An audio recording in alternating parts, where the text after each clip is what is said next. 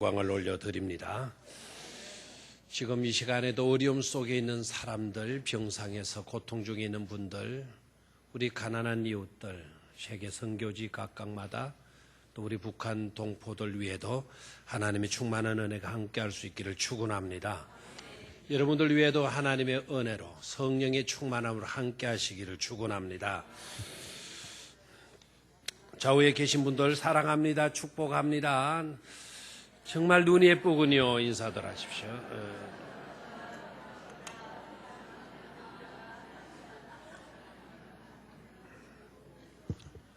화면을 한번 보도록 하겠습니다. 아주 귀여운 동물들이 있네요. 저 동물들의 이름을 혹시 아시는 분 있나요? 아무도 없군요. 2부 예배는 제법 많이 있던데. 귀가 참 예쁘고, 그죠? 사막여우라는 이름을 갖고, 사막여우다. 사막에서 사는 동물들이에요. 또 하나 그림을 보죠. 어휴, 끔찍하죠, 그죠? 먹은 것 같아요. 도마뱀? 뱀입니다, 뱀. 저 뱀도 사막에서 살아가는 뱀이에요. 또 한번 볼까요? 이제 확실히 사막이라는 걸 알겠죠, 그죠? 갈지자를 그으면서 사막을 횡단하고 있습니다. 또 하나 볼까요? 뭐 같습니까? 딱정벌레. 사막에서 지금 각 마른 땅 위에 지금 살고 있죠, 기고 있죠. 딱정벌레. 이 생물체들이 다 어디에서 산다고요? 사막에서. 여러분, 사막이 어떤 곳입니까? 적막하고 황량한 곳, 그런 곳이 아닙니까? 살기 힘들고 괴롭고 고통스러운 그런 곳이죠. 온갖 위험이 도사리고 있는 그런 곳이고, 어떻게 해서라도 거기 살려고 해도 달리 길이 보이지 않는 그런 곳이 바로 사막인데, 그런데 이상하잖아요. 그런 곳에 저 생물체들이 살고 있다니까요. 참 놀랍습니다. 도무지 어떻게 사는 것인가? 사막에는 여러분이 아시다시피 물이 없어요. 물이 먹을 것도 그렇게 흔치 않습니다. 그런데도 이 생물체들이 어떻게 살아갈까요? 그 기운 사막여우가 하필이면 왜 사막에서 그렇게 사는 걸까요? 어떻게 살아갈까요? 저 사막여우를 보면은요, 이놈은 바위에 맺혀 있는 이슬 방울을 햇바닥을 가지고 핥아먹고 거기에서 수분을 공급받아서 살아간대. 사막에도 뭐는 내립니까? 이슬은 내려. 낮에는 뜨겁고 밤에는 차잖아요. 그러니까 그 일교차에 의해서 바위 겉은데 이슬이 맺히게 되고 그 이슬 방울들을 핥아서 수분을 공급받고 저렇게 귀엽게 살아간대. 귀가 참 예뻐요, 귀가. 여러분들의 귀가 저렇게 됐으면 얼마나 설교를 잘 들을까 생각도 해봤어요. 네. 두 번째, 그 뱀을 한번 보죠. 뱀. 저렇게 흉측스러운 저 뱀. 뱀이니까 사막에 살겠지. 그렇게 단순하게 생각할 수가 없죠. 뱀도 살아가려면 수분을 공급받아야 되잖아요. 근데 저 뱀은 또 어떻게 살아가나? 물이 없는 곳에서. 이 뱀은 밤이 되면 자기의 배 부분은 모래바닥에 파묻는데요. 그리고 모래 위에는 등이 나오도록 한대요.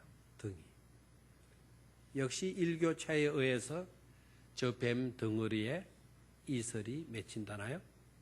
그러면은 저 뱀이 고개를 돌려가지고 자기 덩어리에 맺혀 있는 이슬 방울을 혓바닥으로 핥아서 수분을 공급받고 산대요. 희한하죠? 아까 이제 문제는 저 딱정벌레인데요. 딱정벌레. 저놈은 또 어떻게 살아가나? 저놈의 생존 방법도 저 딱정벌레의 저 껍질 부분, 덩어리 부분이 딱딱하대요. 저기에 체온과 밤의 차가움이 만나게 되면 성애가 끼잖아요. 역시 이슬이 맺힌대요.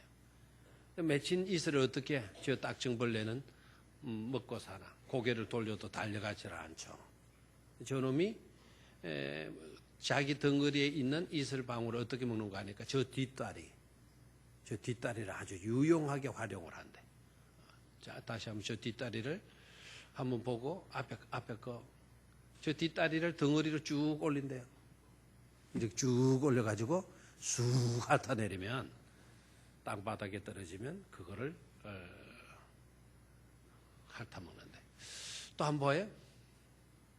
뭘 하는 것 같아요? 저놈이 물구나무를 쓰는 것 같죠? 또 큰절하는 것 같고 머리를 낮추고 뒷다리를 세워서 세우게 되면 저 덩어리에 붙어있는 이슬들이 머리 쪽으로 흘러내리겠죠. 그렇게 되면 가만히 놓으면 또 저런 방법도 있고요. 또 딱정벌레를 보죠. 이제 이놈은 또 저런 방법이 좀 귀찮으면 성질이 굉장히 급한 놈 같아요. 딱딱한 데로 간대요. 바위 같은 데로 올라가서 뒹군대요. 뒹굴면 자기 덩어리에 붙어있는 물방울들이 바위에 떨어질 것 아닙니까? 그러면 그거를 또 빨아먹는데. 어떤 생각이 들어요? 사람보다 낫다. 사람보다 낫다. 어떻게 저런 생물체 미물인데도 저런 지혜를 가지고 생존해 가는가 이거예요. 어떻게 일교차를 읽었고 어떻게 바위 속에 이슬이 맺힌다는 것을 알고 그 산 능선에 올라가서 그 바위를 핥을까요? 뱀의 덩어리에 이슬방울이 어떻게 맺히는 것을 뱀들이 알았고 딱정벌레는 자기 덩어리에 이슬이 맺히는 것을 어떤 저런 방법으로 이슬 맺힌 것을 섭취할 수가 있을까요? 하나님께서 미물이지만 저들이 살아갈 수 있도록 지혜를 주셨기 때문인 줄로 믿습니다. 생물체에도 하나님이 살아갈 수 있도록 길을 주셨고 방법을 주셨다라는 사람보다 낫다라는 느낌이 드는 순간에 저는 깨달았어요. 아니다. 사람보다는 못하다. 어떻게 저런 것이 사람보다 낫단 말인가 하는 생각이 들면서 하나님의 은혜에 대한 놀라운 뜨거운 감동을 느껴봤어요. 저런 미물에게도 하나님께서 지혜를 주셨다면 저런 미물들에게도 살아갈 수 있는 방법과 길을 주셨다고 한다면 예수님 말씀처럼 항차 너희 일까보냐. 공중의 새를 보라. 들에 핀 백합화를 보라. 어떻게 저들이 자라는지 살아가는지 천부께서 기르시느니라 말씀하셨잖아요. 그러니 너희들은 공중의 새들보다 못한 자들이 아니지 않느냐. 들에 핀 백합화보다도 너희들이 더 훨씬 수만 번 수백 번 더 나은 자들이 아니냐. 항차 너희 일까보냐. 천부께서 너희를 돌보시지 않고 기르시지 않겠느냐. 우리 주님의 음성이 들리는 것을 느꼈어요. 하나님은 저와 여러분들을 더욱더 더 사랑하시는 줄로 믿습니다. 우리도 살아가는 동안 일교차의 고통을 느낄 때가 있어요. 황량한 삭막한 광야에 처하여져서 그 광야를 지내야만 하는 그런 순간을 맞이할 때도 있어요. 그러나 그럴 때에도 하나님은 저런 생물체들을 살아갈 수 있게 해 주셨던 것처럼 그런 때에도 지탱해 나가고 그럴 때에도 살 수 있도록 은혜와 복을 그리고 지혜를 베풀어 주시는 줄로 믿습니다. 하나님은 우리를 사랑하셔서 옥토를 주심하고 약속해 주신 것을 믿습니까? 하나님의 약속은 곧 뭐라 그랬습니까? 곧 하나님의 약속은 성취예요. 하나님의 말씀은 완성이에요. 하나님께서 말씀하심에 그대로 되니라. 그 말씀 뭐죠? 하나님의 말씀은 그대로 되니까 곧 완성이지 않습니까? 하나님께서 약속하신 바는 반드시 이루어 주시니까 약속은 곧 뭐가 되는 것이죠? 성취가 되는 것이에요.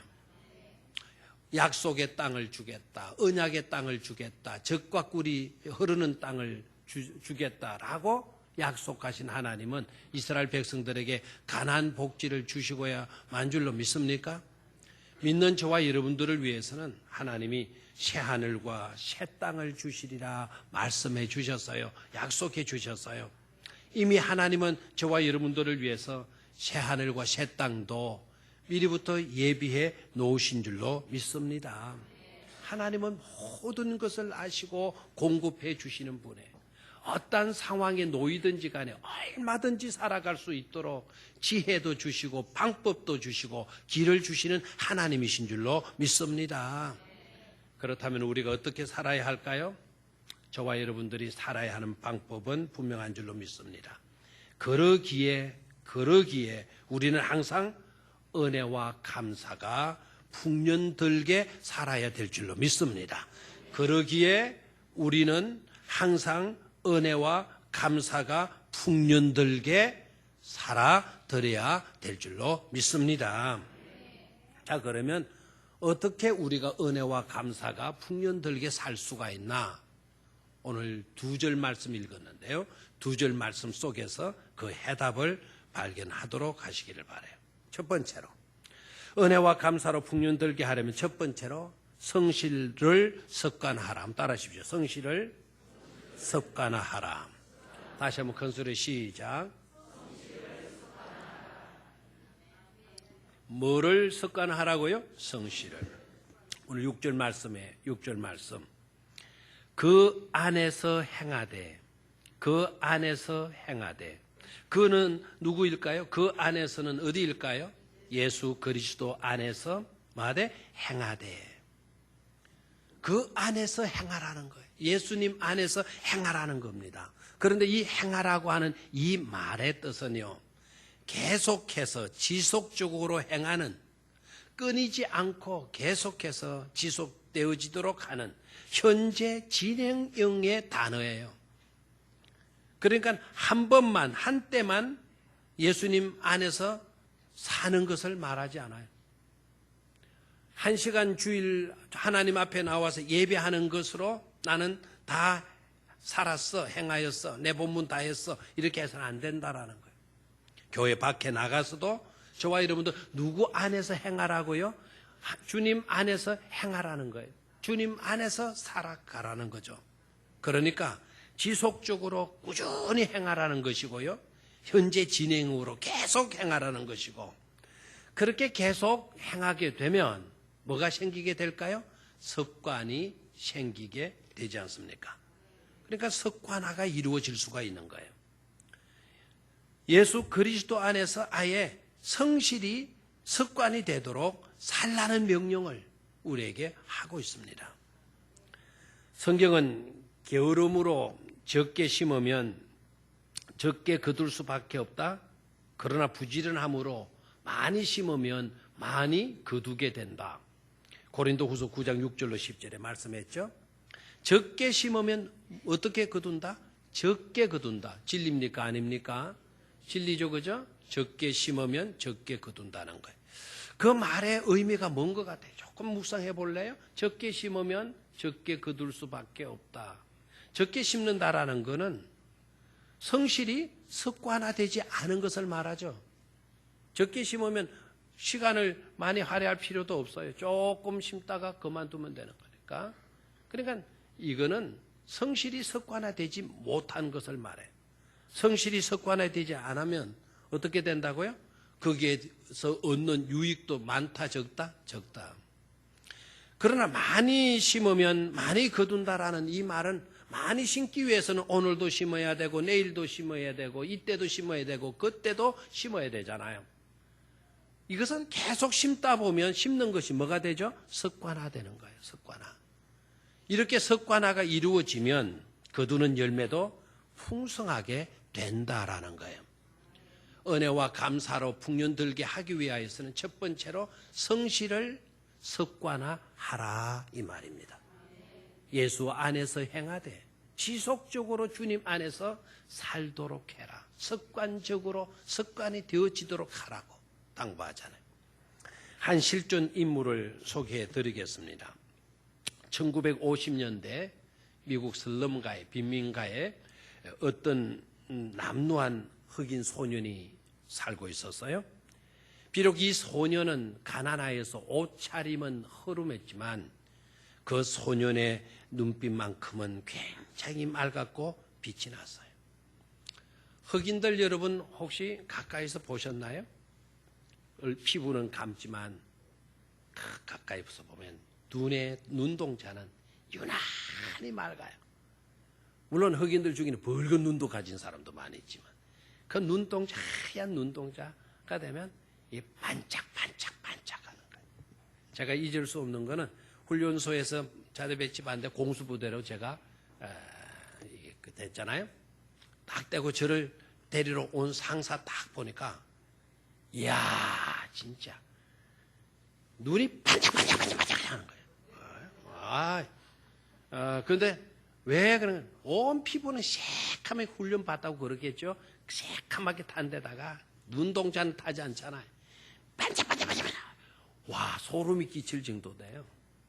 이 소년이 그랬어요. 이 소년이 처음으로 얻은 직업이 뭐였는 거니까 건물 복도를 닦는 청소하는 그런 일이었어요. 그 일을 하면서도 이 흑인 소년은 스스로에게 약속을 합니다.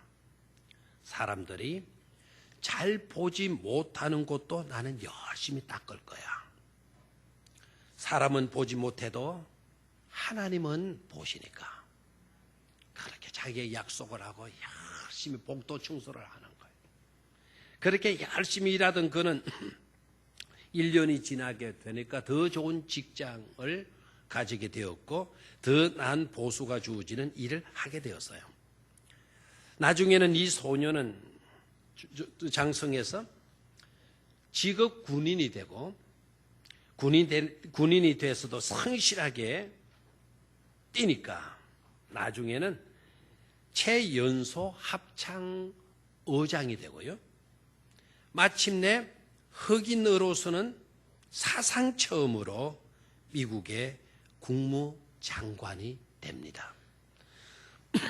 수수께끼 이 정도 이야기하면 이 사람은 누구일까요?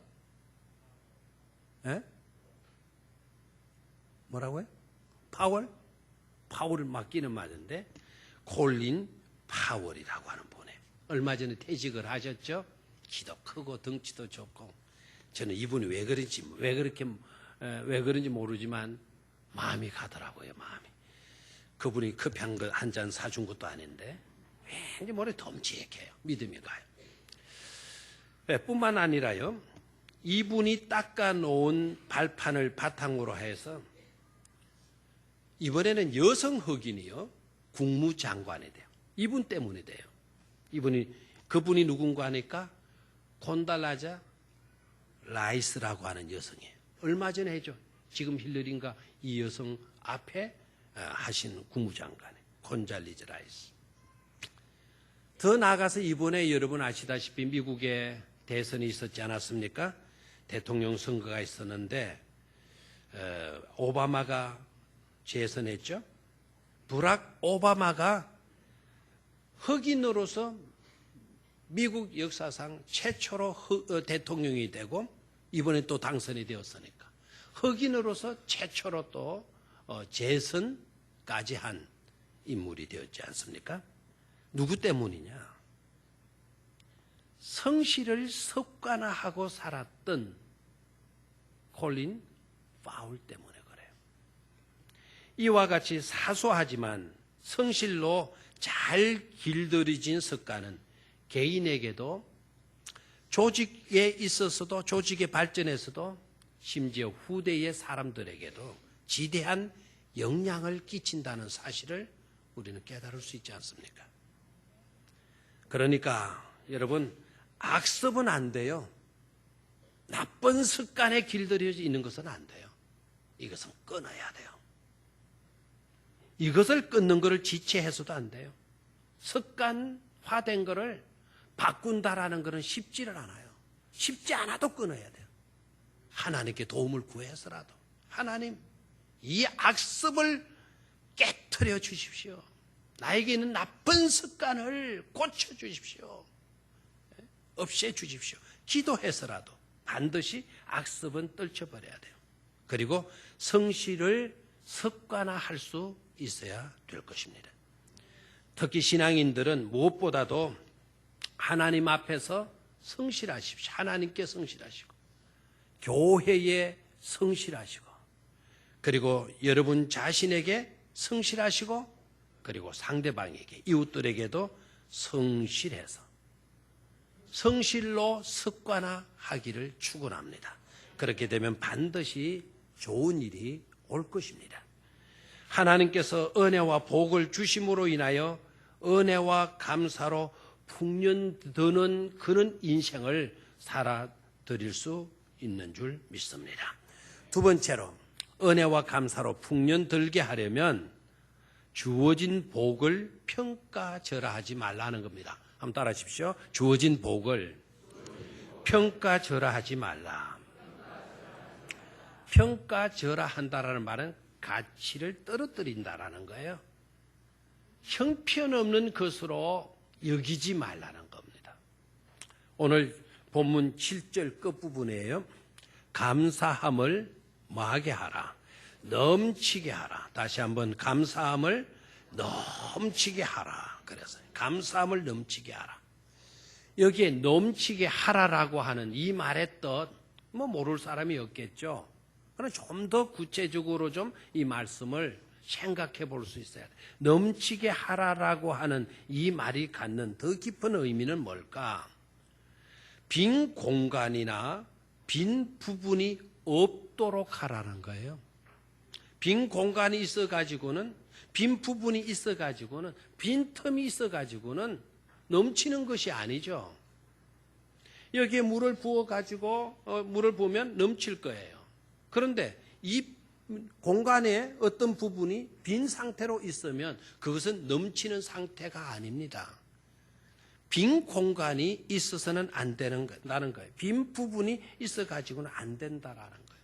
그것이 다 채워지고 그리고 계속해서 붓게 되는 일로 넘쳐 흘러야 된다라는 그런 의미를 갖고 있는 겁니다. 감사로 넘치게 하라. 감사함을 넘치게 하라. 또한 이 감사함을 넘치게 하라라고 하는 이 말이 갖는 또 하나의 의미는 아무리 작고 보잘것없는 것임에도 절대로 그것을 형편없는 것으로 여기지 말고 극대화하라고 하는 그런 메시지가 이 속에 들어있는 거예요. 여러분, 부두막에 소금도 집어넣어야 짜다. 천리길도 한 걸음부터. 마라톤 선수가 42.195를 2시간 15분에 야 정말 이건 대단한 거예요. 2시간 15분을 끊으려고 그러면은 그 선수가 100m를 쳤을 때 얼마로 달려야 되는 거 아니까? 6초로 뛰라 그런다 그러다요. 저는 100m만 뛰라 그래도 100m 뛰라 그래도 제가 몇 초 끄는 줄 압니까? 고등학교 때는 18초, 지금 아마 28초 정도. 예? 아니 100m 지금 저는 그 정도 뛰면 최선 뛰어도 18초. 저 속력으로 뛰도 18초밖에 안 되는데 아유 그 전속력으로 뛰는 그것을 무려 얼마나요? 42.195km를 뛰는 거예요. 대단한 겁니다. 대단한 거예요. 진짜 월계간 씌워줄만 해요. 진짜 엄청난 돈을 그 사람에게 상금으로 줄만 해요.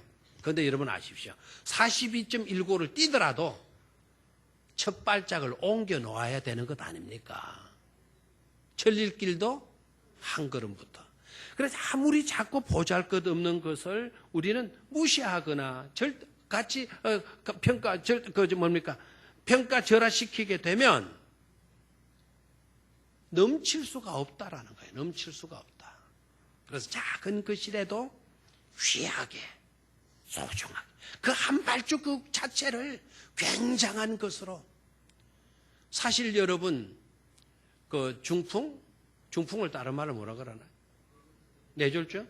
예, 뇌졸중 앓게 되면 그분들 손 하나 드는 거, 손 하나 들어도 막 굉장하잖아요.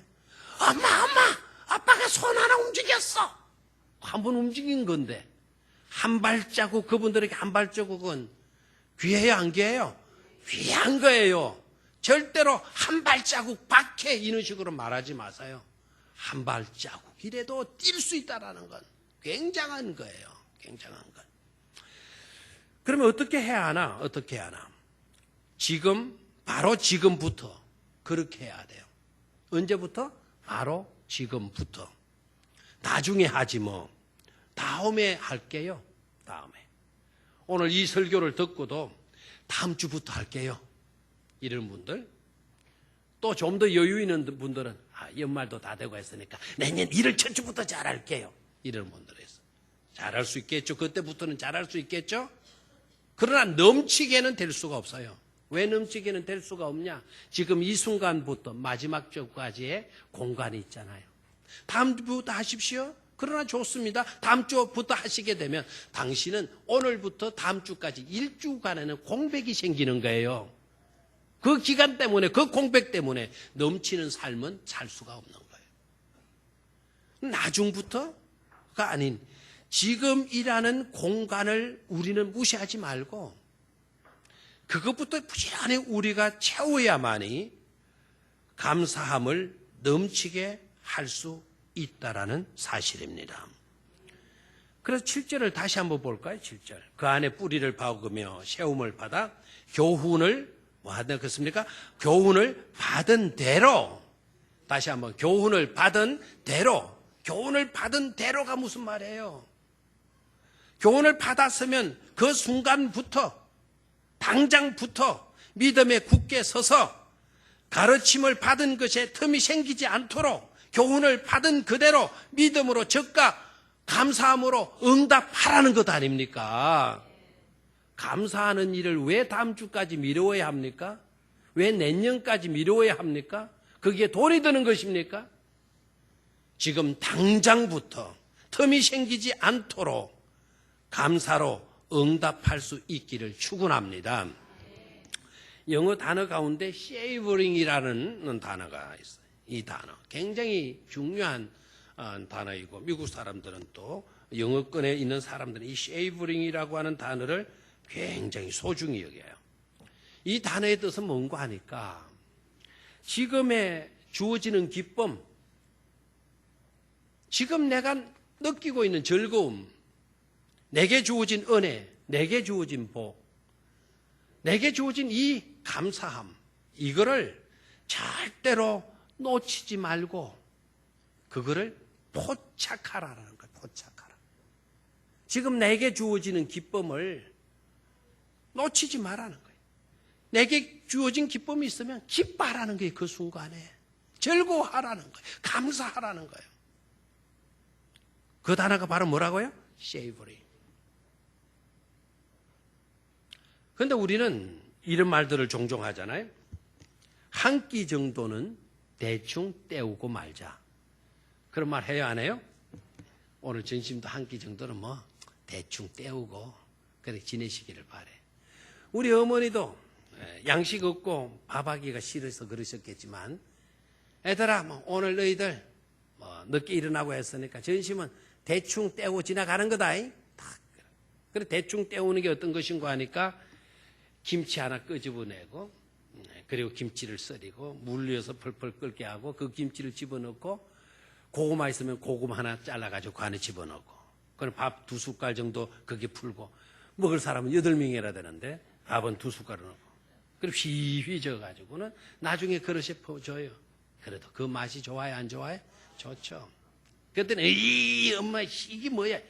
이게 죽도 아니고 이거 뭐.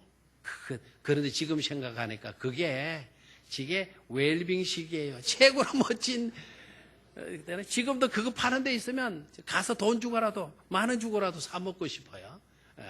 그런데 대충 때우고 말자. 대충 때우고 말자. 또 여행을 하다가 피곤하고 힘들고 하면 이런 말도 하잖아요. 오늘은 피곤하고 바쁘고 하니까 구경도 뭐 하고 지나가자. 대충 하고 지나가자. 이런 말들을 해요. 물론 그렇게 하고 싶고 그렇게 하는 것이 나을 성도 싶을 때도 없잖아 있어요. 그런데 그런 말들은 절대로 함부로 하면 안 돼. 조심스럽게 해야 돼. 좀 생각해보고 하셔야 돼요. 왜 그런 거 하니까 자칫하면 지금 주어지는 한 끼의 식사는 소중하지 않다. 형편없는 것이다. 라는 말도 될 뿐더러요. 그렇게 되면 문제가 되는 게 또 뭐가 있는 거 아닙니까? 그 한 끼의 식사 속에 들어있는 그 김치국 맛, 김치죽 맛, 그리고 어머니가 그것을 끓였는데요. 어머니의 그 정성, 이런 것을 홀대해 버리는 것이 되잖아요. 한 끼의 식사 속에 들어있는 그 한 끼는 적당하게 때우고 지나가자. 한 끼 정도는. 한 끼는 그렇게 무시할 수 있는 요소가 아니라니까요. 한 끼지만 그 속에, 그 한 끼의 식사 속에 들어있는 맛이 있고요. 정성이 들어있잖아요. 그런데 어떻게 그것을 평가절하를 시킬 수 있단 말입니까? 즉 그렇게 해서는 절대로 우리는 감사로 풍년들게 할 수 없다라는 거예요. 김치죽을 주어도 어머니 오늘 너무 맛있어요. 오늘 이 김치죽에 들어있는 고구마 기퉁이가 어떻게 그렇게 맛있어요? 엄마 내 죽 속에는 엄마 한 숟갈이나 이 밥이 들어있네. 얼마나 맛있냐고. 지금 이 순간에 누릴 수 있는 맛과 즐거움을 여러분 홀대해버리면 그건 불행이고 그건 크나크게 잘못 사는 어리석음임을 알아야 돼요. 현재를 무시하고 미래가 있을 수 있나요? 미래가 잘 될 수 있나요? 이 작은 것을 무시하고 전체가 다 아름답고 복될 수가 있나요? 오늘 저녁에도 말씀드릴게요. 여전도요. 하나를 우리 주님은 찾고자 양 한 마리를 울 안에 두고 한 마리 찾아 나가시잖아요. 한 마리라고 홀대하시지 않았다라는 거예요. 네 한 마리가 없으면 절대로 백이 될 수가 없다. 네가 있어야만이 백이 될 수가 있다라는 것 아닙니까? 우리는 작다고 홀대해서는 안 돼요. 감사함을 넘치게 하기 위해서는 내게 주어지는 은혜가 적은 것이라도, 작은 것이라도, 보잘것없이 보이더라도 우리는 평가절하시키지 말고 귀한 것으로 여기고 그 가치를 인정해주고, 그리고 다음이 아니고 바로 이 순간부터 감사함으로 응답하게 될 때 우리는 복된 인생을 살아드릴 수가 있는 줄로 믿습니다. 그렇게 할 때 감사로 풍년들게 되는 줄로 믿습니다. 마지막 세 번째로 은혜와 감사로 풍년들게 하기 위해서는 길로 나아가라 하는 거예요. 어디로 나아가라? 길로 나아가라. 아멘. 어디로 나아가라? 길로 나아가라. 6절, 7절 제가 한번 읽어볼게요. 그러므로 너희가 그리스도 예수를 주로 받았으니 그 안에서 행하되, 지나가서 그 안에 뿌리를 박으며 세움을 받아 교훈을 받은 대로 믿음에 굳게 서서 감사함을 뭐하게 하라? 넘치게 하라라고 이야기했나요? 자, 이 말씀에서 여러분 길을 볼 수 있나요? 이 말씀에서 받았으면 감사로 사는 것이, 기쁘게 사는 것이, 그게 바로 뭐라고요? 길이에요. 여러분, 이 구절 속에서 길을 발견할 수 있기를 축원합니다. 6절 말씀을 제가 다시 한번 읽어볼게요. 그러므로 너희가 그리스도 예수를 주로 받았으니 그 안에서 행하되. 길이 보입니까? 길이 보여달라고 기도하세요. 하나님의 말씀은 그냥 눈으로 적당하게 읽고 지나가 버리면 그래도 안 읽는 것보다 낫지만 은혜가 덜 돼요. 여러분, 너희가 그리스도 예수를 주로 받았으니, 예수를 주로 받았으니, 예수는 저와 여러분들에게 길이십니다. 요한복음 14장 6절에 나는 길이요 진리요 생명이니 나로 말미암지 않고는 아버지께로 올 자가 없느니라 말씀하셨잖아요. 너희가 그리스도를 길을 주로 받았으니, 주된 것으로 너희들이 받았으니, 길을 받았다는 것 아닙니까? 길을 받았으니 그 안에서 행하라. 그 길을 걷도록 하라는 거 아닙니까? 그 길을 걷도록, 그 길 따라서 살라는 것 아닙니까? 그 안에서 행하되, 그 안에 뿌리를 박으며 세움을 받은 대로 믿음에 굳게 서서 뭐를 넘치게 하라? 감사함을 넘치게 하라고 말씀을 하죠. 여러분, 길을 잃지 않게 되기를 축원합니다. 하나님이 계시면, 주님이 계시면 길이 없는 광야에서도 길이 주어지게 되는 거예요. 하나님은 혼돈 속에서도 길로 우리에게 다가오시는 줄로 믿습니까? 하나님은 길이시잖아요. 요한복음 1장 1절에 태초에 말씀이 계시니라. 그 말씀이 계시니라. 그 말씀은 곧 하나님이시라 말씀하셨어요. 근데 옛날 성경을 보면 태초에 말씀이 계시니라 그랬는데 그 말씀을 옛날 성경에는 한자로 딱 써놨어요. 한자 한 잘로. 태초에 말씀이 계시니라, 그 말씀을 한자로 한자로 썼는데 길도자를 써놨어요. 길도자를 써놨어요. 태초에 도가 있으니라는 거예요. 더 도가 있다라는 말은 무슨 말입니까? 길이 있다라는 거예요. 길이. 하나님이 계시는 한 길이 있습니다. 광야의 사막에 떨어져 있더라도 하나님이 계시면 길이 있습니다. 이스라엘 백성들이 광야 40년을 지냈을 때도 길이 없었던 것도 아니에요. 길이 있었어요. 그 길을 사람들이 찾지를 못하니까 하나님은 구름 기둥 따라가라, 불 기둥 따라가라고 말씀을 하셨어요. 구름 기둥, 불 기둥 따라갔을 때 그들의 길이 막히지를 않았습니다.